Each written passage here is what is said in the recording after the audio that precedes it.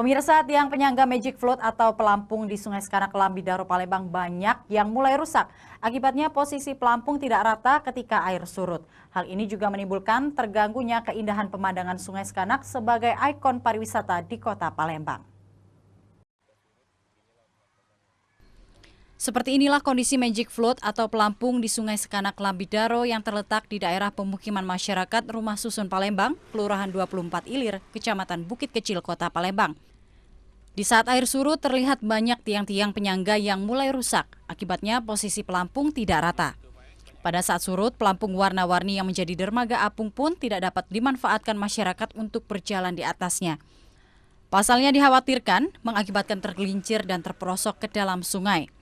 Tiang-tiang yang terbuat dari coran semen terlihat tidak merata dan dalam posisi miring. Ada juga coran yang terlihat roboh ke arah sungai. Hal ini mengganggu kenyamanan panorama para wisatawan dan masyarakat yang berkunjung ke pusat wisata Sekanak Lambidaro. Menurut warga setempat, kondisi ini mulai terlihat pada saat musim kemarau. Sebelumnya masyarakat tidak mengetahui jika tiang-tiang penyangga pelampung tersebut disusun seperti itu.